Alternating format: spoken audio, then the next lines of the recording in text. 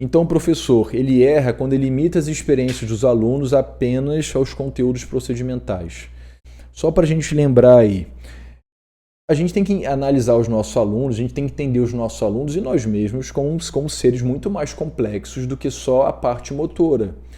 Os alunos vão para a aula de natação porque eles gostam do professor, porque eles gostam dos colegas, porque eles gostam da piscina, porque a temperatura é agradável, porque tem um montão de brincadeira, porque tem um montão de material, porque ele se relaciona com outras pessoas, porque ele é desafiado dentro das condições que ele consegue responder de maneira positiva, porque ele percebe que ele aprende.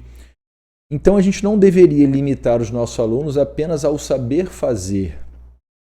Junto com todos aqueles conteúdos que eu mostrei para vocês, do copo praticamente cheio e transbordando, que são os conteúdos procedimentais, associados a cada um deles existem os conteúdos que são os conteúdos conceituais.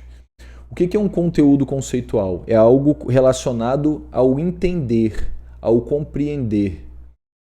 Então, Fernando, perceba o seguinte, para tudo aquilo que meu aluno tem que saber fazer, existe algo relacionado que ele poderia entender para ele fazer melhor. A simples respiração. Puxar o ar pela boca e soltar pelo nariz. Se a gente não instrui o aluno, ele vai continuar respirando, fazendo a inspiração pelo nariz. E a água vai entrar no nariz, vai causar certo desconforto. Então, ele entender que a inspiração tem que ser na boca e a expiração tem que ser pela boca ou pelo nariz debaixo da água, vai fazer com que ele faça isso melhor. Esse desenvolvimento do conteúdo e do objetivo conceitual dá liberdade e autonomia para o aluno entender o que ele tem que fazer para que ele mesmo faça melhor, para que ele se perceba e ele faça melhor. Ele entendeu o que é para fazer, entendeu por que tem que ser assim. Aí ele faz e percebe se ele está próximo ou distante daquilo que foi sugerido. Se ele estiver próximo, ele bacana, entendi, já sei fazer. Se ele estiver distante, na próxima vez ele vai tentar fazer melhor para aproximar aquilo que era para ser feito daquilo que ele fez, porque ele entendeu a mensagem.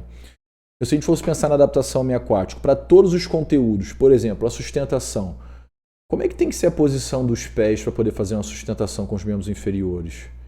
Qual a diferença entre fazer sustentação pensando no nado de peito, na vertical, pensando em utilizar a pernada de peito, e a sustentação utilizando um movimento mais parecido com o nado artístico ou um polo aquático? Como tem que ser a posição das mãos? Por que um corpo se sustenta na água? Todas essas perguntas são entendimentos que o aluno tem que ter, inclusive o professor. Ah, não, a sustentação, não levem a mão, mas a sustentação depende daquele princípio de Bernoulli. Quanto maior a velocidade do fluido, menor a pressão. Então, quando a gente movimenta as mãos dentro da água, por exemplo, você cria uma diferença de pressão na palma e nas costas da mão que faz com que o corpo permaneça na superfície. Guilherme, fala aí, Igor, beleza.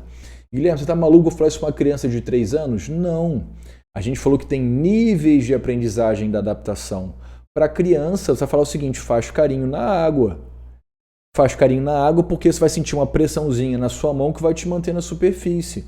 Mas eu estou falando de alunos do ensino médio, eles vão aprender isso lá na aula de física na escola. Você não precisa dar aula de física para eles, a gente precisa saber o básico. E se você tem tudo isso planejado, você vai fazer o seguinte, poxa, na aula da semana que vem eu tenho que falar sobre sustentação para alunos de 13 anos. O que exatamente eu tenho que falar? Vejo na minha programação, isso aqui eu não estou muito certo de como funciona, eu estudo. Se não for assim, a tendência é que a gente ensine sempre as mesmas coisas. A gente só vai ensinar aquilo que a gente sabe, ou que acha que sabe, e não vai ensinar aquilo que a gente não sabe. Isso aí, Caio. Porque a gente estuda, Caio, mecânica dos fluidos na graduação, e o professor pensa, para que eu estou estudando isso? Tem tudo a ver, pô. Por exemplo, que a gente falou da flutuação. Quando a gente está com o nosso corpo dentro da água, a gente recebe a ação da força da gravidade, que é de cima para baixo, e a força de empuxo, que é de baixo para cima. Via de regra, essas duas forças não agem no mesmo ponto, por isso que o nosso corpo gira. O nosso corpo gira porque essas duas forças precisam se equilibrar. Por isso que é importante nos nados que a gente bata a perna para o corpo ficar na horizontal. É só isso que o aluno precisa entender. Então ele vai entender a importância da pernada para o corpo ficar na horizontal, vai entender como tem que ser a posição dos pés, vai entender como tem que ser a posição do corpo. Isso aí. Então essa ideia do procedimental e conceitual, a gente está falando para adaptação, mas é a mesma coisa também para aprendizagem dos nados. Eu tenho vários vídeos aqui no YouTube que eu falo sobre essa ideia de conceitual e procedimental. E o último é o atitudinal. O atitudinal está relacionado ao comportamento que o aluno deveria ter durante a aula.